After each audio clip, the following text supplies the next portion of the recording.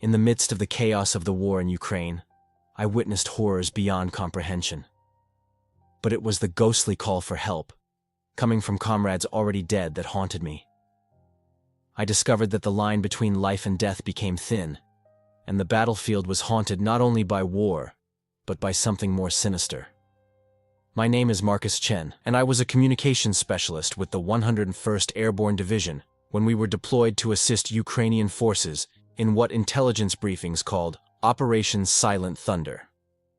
The year was 2025, and the conflict had evolved far beyond conventional warfare.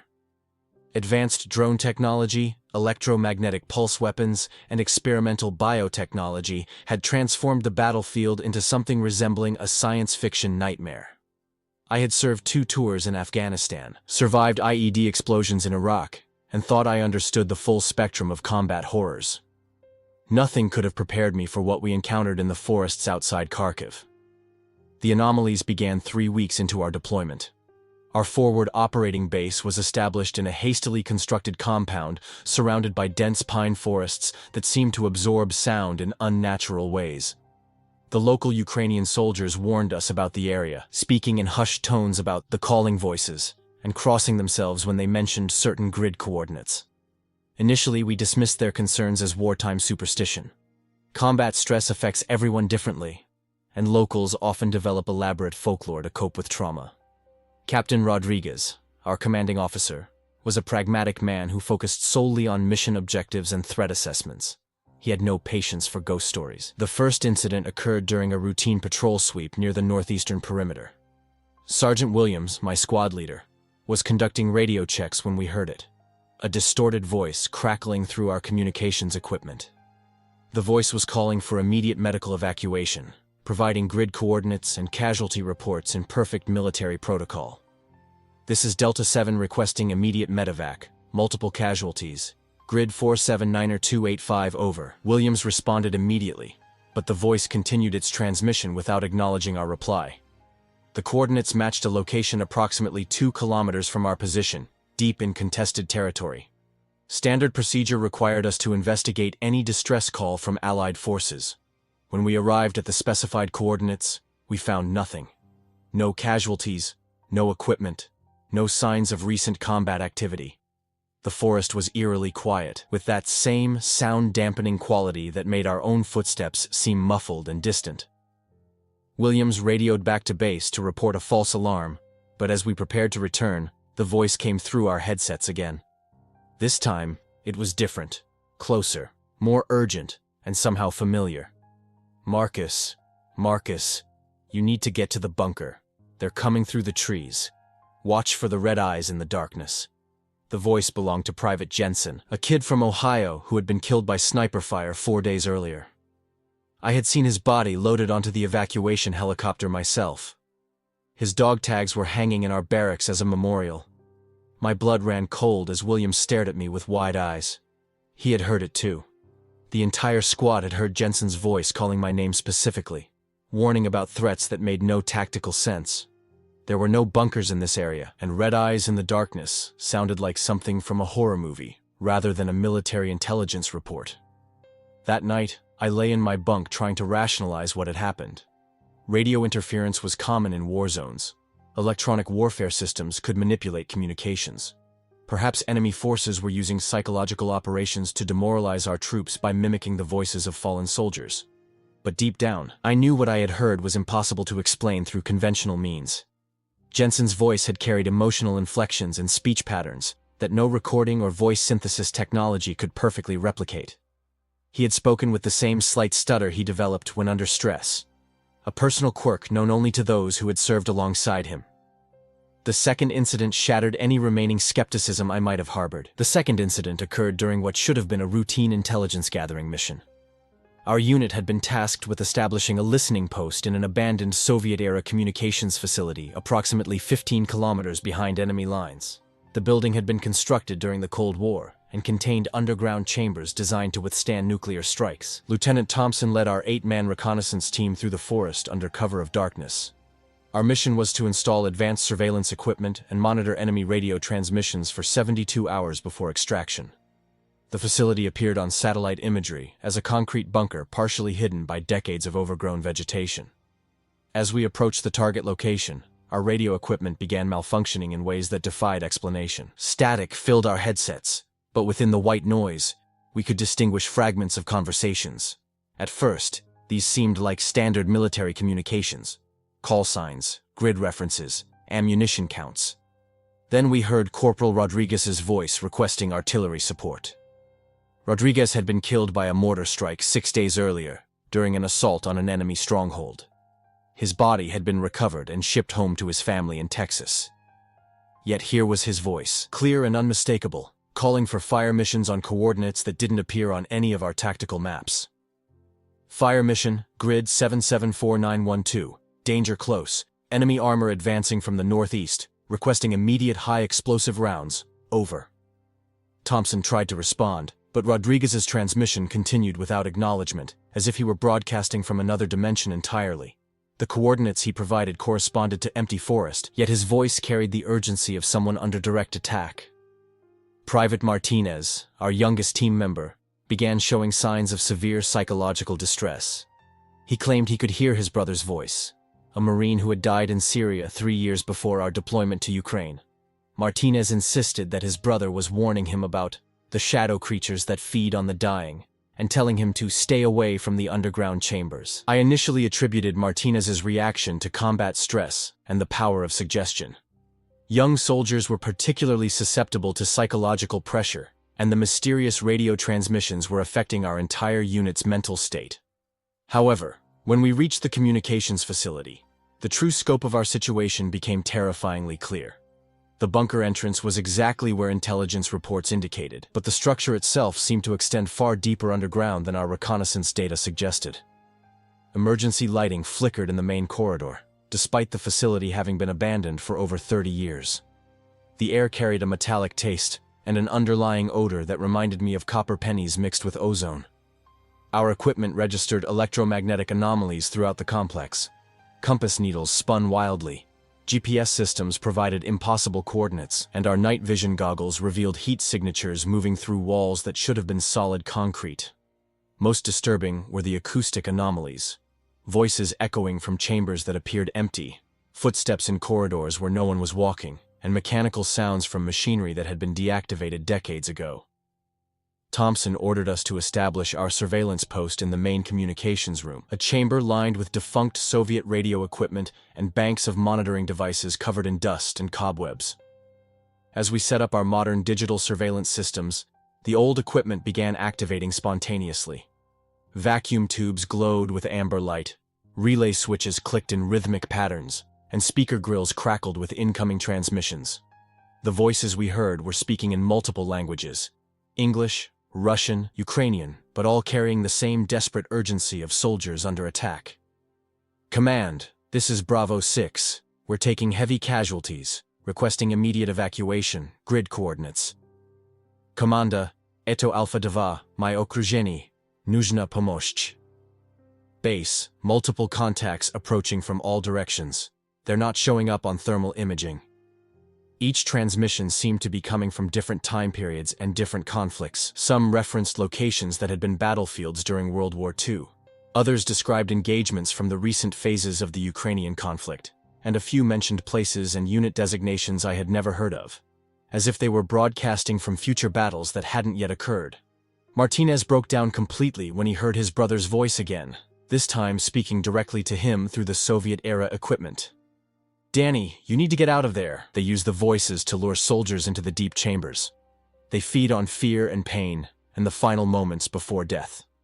The facility is a trap. It's been a trap since the beginning.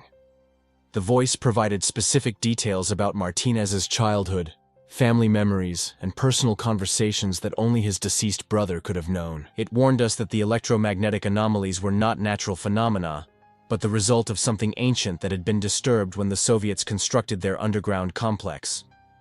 Thompson attempted to radio our extraction coordinates, but our communications equipment now only received transmissions from the dead. Every frequency we tried connected us to voices of fallen soldiers from multiple conflicts, all warning us about the same thing. Something was hunting in the tunnels beneath the facility, and it had been collecting the final transmissions of dying soldiers for decades. As night fell, the temperature in the communications room dropped dramatically, and our breath became visible in the frigid air. The voices from the radio equipment grew louder and more insistent, and through the static, we began to hear something else. Inhuman sounds that resembled breathing mixed with mechanical clicking. That's when Thompson made the decision that would change everything. Against all protocol and rational judgment, he ordered us to investigate the lower levels of the facility to determine the source of the anomalies. The descent into the lower levels of the facility began as a tactical decision, but quickly transformed into something that challenged every assumption I held about reality itself. Thompson's order to investigate the source of the anomalies seemed logical from a military perspective. We needed intelligence about potential enemy technology or psychological warfare operations. The stairwell leading to the sublevel was constructed from reinforced concrete and descended much deeper than our architectural intelligence had indicated. Emergency lighting cast eerie shadows on the walls, and our footsteps echoed with an unnatural resonance that seemed to carry much farther than the confined space should have allowed. Private Martinez had regained his composure after Thompson threatened him with court-martial for insubordination, but I could see the terror in his eyes.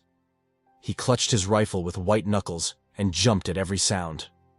The rest of our squad maintained professional discipline, but the atmosphere was thick with tension that went beyond normal combat stress.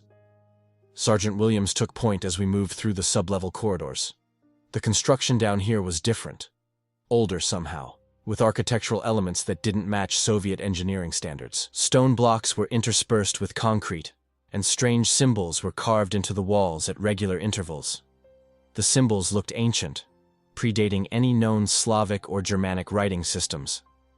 Our equipment malfunctioned more severely the deeper we went. Radio communications consisted entirely of static, mixed with fragments of desperate transmissions from soldiers who had died years or even decades ago. Night vision goggles revealed thermal signatures that moved through solid walls, and our motion detectors triggered constantly despite empty corridors ahead of us. The voices became more personal as we progressed. Each member of our squad began hearing transmissions specifically directed at them from fallen comrades. Williams heard his former squad leader from Afghanistan warning him about the hunger that lives in dark places. Thompson received frantic messages from a pilot who had been shot down over Iraq, telling him that they collect the last words of the dying and use them to hunt the living. For me, the voices came from soldiers I had served with across multiple deployments. Men and women who had died in combat were now speaking through our communication systems, providing detailed warnings about something they called the collector that dwelled in the deepest parts of underground facilities like this one. "Marcus, this is Sergeant Blake. You remember me from Kandahar. Listen carefully. It's not just electromagnetic interference. The facility was built on something that existed long before the Soviets arrived. They thought they could control it, use it as a weapon. Instead, it used them. Every soldier who dies within a certain radius of these places, their final communications get absorbed. It learns from them, studies human behavior, and then uses their voices to lure more victims deeper underground." Blake had been killed by an improvised explosive device 3 years earlier. I had been the one to call for his medical evacuation, listening to his final words over the radio as he died from his injuries. Hearing his voice again, speaking with the same calm professionalism he had maintained even while bleeding out, sent ice through my veins. We reached a heavy metal door, marked with radiation warnings in Russian. The door was slightly ajar, revealing absolute darkness beyond. Our radiation detectors showed elevated levels, but nothing immediately lethal. Thompson ordered us to proceed, but as we prepared to enter the chamber, Martinez made a discovery that changed everything. Hidden beneath decades of dust and debris, he found a series of personnel files scattered across the floor. The documents were written in Russian, but Martinez had studied the language during intelligence training. As he translated the contents, his voice became increasingly shaky. "Sir, these are Soviet research documents from the 1960s.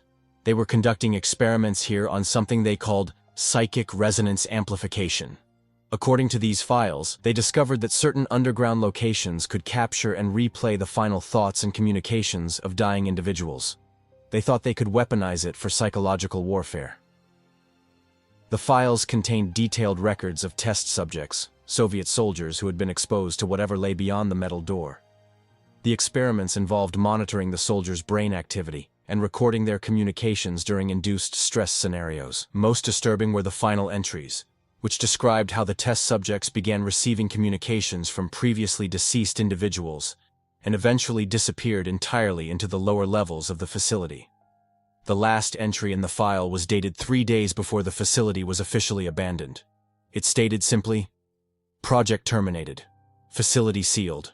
Do not disturb. The collector has awakened." As Martinez finished reading, every piece of electronic equipment in our possession activated simultaneously. Radios, night vision goggles, GPS units, and even our digital watches began receiving transmissions. The voices of dead soldiers filled the air, all speaking at once, creating a cacophony of warnings, pleas for help, and desperate final messages. But underneath all the human voices we heard something else. A sound that wasn't quite mechanical and wasn't quite organic. It resembled breathing, but with a rhythmic clicking that suggested something far larger and more complex than any creature I could imagine. Thompson made the command decision that would seal our fate. Despite every instinct screaming at us to retreat, despite the clear evidence that we were dealing with something beyond our understanding, he ordered us to proceed through the metal door. His reasoning was tactical. We needed to determine if enemy forces were using advanced psychological warfare technology to compromise Allied communications. "We're soldiers," he said, checking his weapon one final time. "We investigate threats, we gather intelligence, and we complete our missions.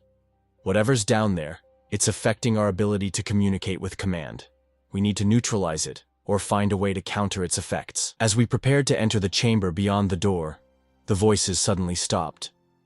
The absolute silence was more terrifying than the cacophony had been. In that moment of perfect quiet, I realized we had reached the point of no return. We were about to confront something that had been collecting the final moments of dying soldiers for decades, and it was waiting for us in the darkness. The chamber beyond the metal door defied every law of physics and engineering I understood. What should have been a small underground room extended into a vast cavern that seemed to stretch beyond the reach of our flashlights. The ceiling disappeared into darkness above us, and the walls were lined with what appeared to be organic growths, interspersed with technological components from different eras. Soviet-era electronics, modern digital displays, and devices I couldn't identify that seemed decades ahead of current technology. Thompson ordered us to maintain standard tactical formation as we advanced into the space, but our movements felt sluggish and uncoordinated, as if the air itself was thicker here. Our equipment readings were off the charts. Electromagnetic activity, radiation levels, and temperature fluctuations that should have been impossible in an enclosed space. The source of the anomalies became apparent as we moved deeper into the chamber. At the center of the cavern stood a structure that I can only describe as a fusion of ancient architecture and advanced technology. Massive stone pillars supported a framework of metallic components that pulsed with bioluminescent energy. The entire structure seemed to be alive, breathing with a rhythm that matched the clicking sounds we had heard throughout our descent. Williams was the first to notice the bodies. Scattered around the base of the structure were the remains of soldiers from multiple time periods and nationalities. Soviet uniforms from the 1960s lay next to modern Ukrainian equipment. German World War II gear was mixed with contemporary American military technology. Some of the bodies appeared freshly deceased, while others had been reduced to skeletal remains. But the most disturbing discovery was that many of the corpses were still wearing functioning communication equipment. Radios crackled with active transmissions, digital displays showed incoming messages, and tactical headsets continued to receive and broadcast signals despite their wearers being long dead. "Jesus Christ," Martinez whispered. "It's been collecting them for decades." As if responding to his words, the structure pulsed with increased intensity, and every piece of communication equipment in the chamber activated simultaneously. The cacophony of voices that emerged was overwhelming. Hundreds of soldiers from different conflicts, all broadcasting their final moments in an endless loop.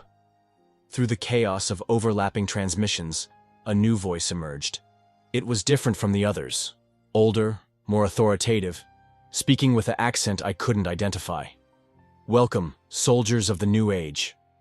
I am Colonel Dmitry Volkov. commander of the Soviet Special Research Division. I have been waiting for reinforcements for 63 years. Thompson responded immediately, raising his weapon toward the structure. Identify yourself and state your intentions. You are in violation of international law regarding the treatment of military personnel. The voice that answered came from the structure itself, resonating through the organic and technological components with a harmony that suggested multiple speakers acting as one. We are the collector of final moments, the preserver of last words, the guardian of soldiers' souls. Every communication system that fails, every radio that goes silent, every digital transmission that ends in death, they all come to us. We have learned much from your species' methods of warfare and communication. Williams attempted to radio for extraction, but our equipment now only connected us to the collector. Every frequency, every channel, every communication protocol led back to the same source. We were completely cut off from the outside world.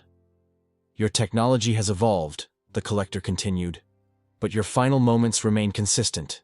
Fear, pain, calls for help that go unanswered, messages to loved ones that will never be delivered. We have preserved them all. The structure began projecting holographic displays that showed battlefields from across history. We watched soldiers dying in trenches during World War I, pilots crashing in World War II, Marines fighting in Vietnam, and contemporary footage from conflicts in Iraq, Afghanistan, and Ukraine. Each scene focused on the moment of death and the final communications from the dying soldiers. You have come here because you heard the voices of your fallen comrades, the collector explained. This is not coincidence. We call to those who understand the weight of last words, who have listened to friends die over radio communications, who carry the burden of messages they could not answer in time. I realized with growing horror that we had been specifically targeted. Every member of our squad had experienced combat communications, where they had been forced to listen to comrades die over radio systems. We had all carried the psychological trauma of hearing final transmissions from soldiers we couldn't save. Thompson made the decision that defined our next course of action. Instead of attempting to retreat or negotiate, he ordered us to establish a defensive perimeter and begin systematic destruction of the structure's technological components. This ends now, he declared, switching his rifle to full automatic. Whatever this thing is, it's been compromising military communications and using our dead against us. We destroy it, or we die trying. The collector's response was immediate and terrifying. Every piece of communication equipment in the chamber began broadcasting simultaneously, but now the voices belonged to our current squad members. We heard our own voices calling for help, reporting casualties, and screaming in pain from battles that hadn't happened yet. Marcus, this is your future transmission. I'm dying. The structure has us trapped. Thompson is already gone. Help isn't coming. Command, this is Lieutenant Thompson. My entire squad is down. Something is hunting us in the tunnels. Don't send anyone else. Martinez to base. They're using our own voices against us. It's impossible to tell what's real anymore. The collector was showing us previews of our own deaths, using our voices to demonstrate its power over human communication and psychology. But Thompson's training and determination proved stronger than the psychological warfare. Suppressing fire on the central structure, he commanded. Concentrate on the technological components. Williams, Martinez, prepare explosive charges for the support pillars. As we opened fire on the collector, the entire chamber erupted into chaos that would test every limit of our training, our sanity, and our will to survive. Our concentrated fire on the collector's technological components produced effects that defied all tactical expectations. Instead of simply damaging machinery, our bullets seemed to tear holes in reality itself. Where rounds struck the structure, space warped and twisted, revealing glimpses of other battlefields, other time periods, other conflicts that existed in parallel dimensions or alternate timelines. The collector's retaliation was immediate and psychologically devastating. Every fallen soldier whose voice it had absorbed was now broadcasting simultaneously, creating a wall of sound that threatened to overwhelm our ability to think clearly. But worse than the cacophony was the specificity of the messages. Each dead soldier seemed to know exactly which member of our squad had failed to save them. Marcus, this is Jensen. You could have warned me about the sniper. You saw the muzzle flash first. Why didn't you call it out in time? Thompson, This is Lieutenant Hayes from Kandahar. You sent my squad into that building knowing it might be rigged with explosives. You made the tactical decision that killed us. Williams, remember Corporal Jackson? You were supposed to provide covering fire during his advance. Your hesitation cost him his life. The psychological assault was surgical in its precision, targeting each of our deepest combat-related guilt and trauma. The Collector had studied every final transmission it had absorbed, learning not just the words but the emotional contexts, the relationships between soldiers, the moments of failure that haunt every combat veteran. Martinez cracked first. He dropped his weapon and fell to his knees, covering his ears and screaming denials at voices that accused him of failures he had never actually committed. The Collector was projecting potential deaths, alternate timelines where different decisions had led to different casualties, but Thompson's leadership training and battlefield experience allowed him to maintain focus despite the psychological onslaught. He continued directing our fire on specific components of the structure, while shouting orders that cut through the chaos. It's using our guilt against us. Focus on the mission. Destroy the power sources. Williams, detonate those charges now. The explosive charges Williams had placed on the support pillars detonated in sequence, but instead of collapsing the structure, the blasts seemed to tear the Collector free from whatever dimensional anchors had kept it confined to this single location. The entire chamber began to shift and change, revealing that we were no longer in a simple underground facility, but in some kind of interdimensional nexus, where multiple realities intersected. Through the tiers in space-time, we could see other versions of our current battle playing out simultaneously. In one reality, our squad had been completely overrun, and the Collector was using our voices to lure rescue teams into the same trap. In another, we had never entered the facility at all, and the Collector was using our potential voices to communicate with different soldiers in different conflicts. The structure itself began to move, revealing that what we had thought was a stationary installation was actually some kind of massive organic entity that had been feeding on human communications for decades. It rose from the cavern floor like a technological leviathan, its surface covered with antennae, broadcasting equipment, and organic sensory organs that monitored electromagnetic frequencies across multiple dimensions. You cannot destroy what exists in all timelines simultaneously. The Collector's voice resonated from speakers embedded in its flesh.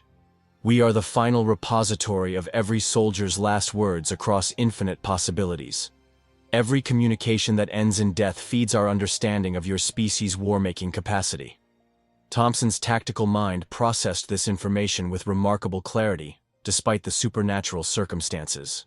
If it exists across multiple timelines, then our actions here affect all possible versions of this encounter. We need to force it to consolidate into a single reality where it can be destroyed. He ordered us to concentrate fire on the organic sensory organs rather than the technological components. His reasoning was that if the Collector needed to monitor multiple realities simultaneously, disrupting its sensory capabilities might force it to focus on our specific timeline. The strategy proved effective, but triggered the most terrifying response yet. As we damaged its multidimensional sensing apparatus, the Collector began pulling soldiers from other timelines into our reality. Soviet troops from the 1960s materialized around us, but they were not alive. They were animated by the Collector's will, moving with jerky, unnatural motions while their communication equipment broadcast messages from their original deaths decades ago. We found ourselves fighting not just the Collector but an army of temporal echoes, dead soldiers from multiple conflicts who had been preserved and weaponized by the entity. Their tactics reflected the training and equipment from their respective eras, but they moved with inhuman coordination directed by the Collector's intelligence. Martinez recovered his composure when he realized that his brother's voice was now coming from one of the animated corpses. Instead of psychological torment, this gave him a clear target for his rage and grief. He systematically began destroying the reanimated soldiers while shouting defiance at the Collector. "You want to use the dead against us? Then let's show you what the living can do." Williams coordinated our defensive positions while I attempted to establish communication with any outside forces. Our equipment was still compromised, but I discovered that by broadcasting on frequencies that hadn't been contaminated by the Collector's influence, I could send brief bursts of data to our command post. The messages I transmitted were simple but crucial. Facility compromised by unknown entity. Electromagnetic warfare beyond current understanding. Preparing to destroy installation. If we fail, seal the area permanently. Do not send reinforcements. Thompson made the command decision that would determine whether our sacrifice meant anything or simply fed the collector more voices to use against future soldiers. He ordered us to overload our communication equipment, creating an electromagnetic pulse that would either destroy the collector or at least severely damage its ability to monitor and manipulate radio frequencies. We're going to fry every piece of electronic equipment in this place, including our own, he announced. If we can disrupt its connection to other timelines, it becomes vulnerable. But we'll be going in dark. No communications, no night vision, no GPS. Pure infantry tactics from this point forward. As we prepared to execute what amounted to a suicide mission, the collector made one final attempt to break our resolve by showing us exactly what our deaths would accomplish and what they would cost. The electromagnetic pulse we generated by overloading our communication equipment created a cascade effect that exceeded every calculation Thompson had made. Instead of simply disrupting the collector's technology, the pulse tore through the dimensional barriers that allowed the entity to exist across multiple timelines simultaneously. The cavern filled with blinding light as realities collapsed into a single point of existence. The collector's agonized screams resonated through frequencies that human ears were never meant to perceive, and the animated corpses of soldiers from different eras simply disintegrated as their temporal anchors were severed. When the light faded and our vision returned, we found ourselves in a simple concrete bunker that matched our original intelligence reports. The vast cavern, the organic technological hybrid structure, and the interdimensional nexus had all vanished. What remained was evidence of the collector's decades-long operation. Thousands of pieces of military communication equipment from conflicts spanning the entire Cold War period through contemporary operations. The electromagnetic pulse had freed every voice the collector had absorbed over the decades. Our headsets crackled with a final transmission that seemed to come from all the fallen soldiers simultaneously. A chorus of gratitude and farewell as their communications were finally allowed to complete their original destinations. Messages to loved ones, final reports to commanding officers, and last words that had been trapped for years were suddenly transmitted to their intended recipients across the world. Thompson established contact with our command post and requested immediate extraction, along with a specialized investigation team. When the technical experts arrived, they found components of Soviet experimental equipment that confirmed our reports about the psychic resonance amplification project.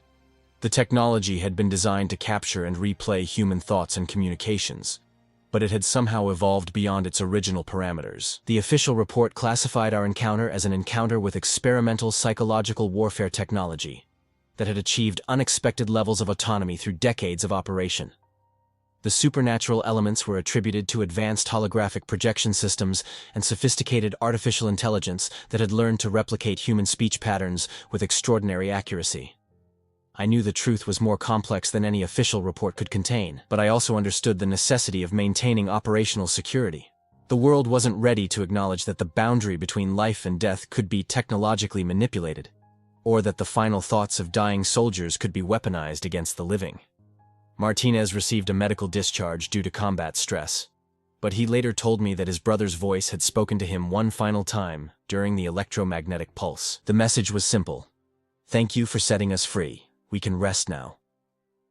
Williams was promoted to staff sergeant and transferred to a cybersecurity unit specializing in electronic warfare countermeasures. His experience with the collector's communication manipulation made him invaluable in developing protocols to protect military radio networks from similar threats. Thompson received a classified commendation and was assigned to a joint task force investigating anomalous incidents in combat zones. He never discussed the details of his new assignment, but I occasionally received cryptic messages from him about additional facilities that required similar intervention. As for myself, I completed my tour of duty and returned to civilian life, but I maintained my military communications certifications. 3 years after the Ukraine incident, I was contacted by a private defense contractor specializing in electromagnetic warfare research. They offered me a position investigating reports of military communications anomalies in conflict zones around the world.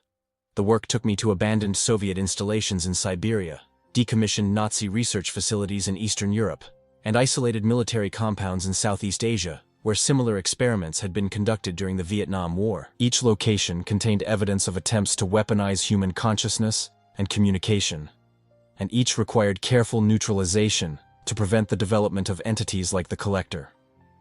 I learned that our encounter in Ukraine was not unique. Throughout the 20th and 21st centuries, various military organizations had discovered methods of capturing and manipulating the final moments of dying soldiers. Most of these experiments had been abandoned when the technology proved uncontrollable, but some installations had continued operating autonomously for decades. The Collector we destroyed had been one of the most advanced examples, but it was part of a larger network of interdimensional communication monitoring systems that spanned multiple continents. Our electromagnetic pulse had severed its connections to this network, preventing it from sharing information about our tactical capabilities with other entities. My current work involves coordinating international efforts to locate and neutralize remaining installations before they achieve the Collector's level of development.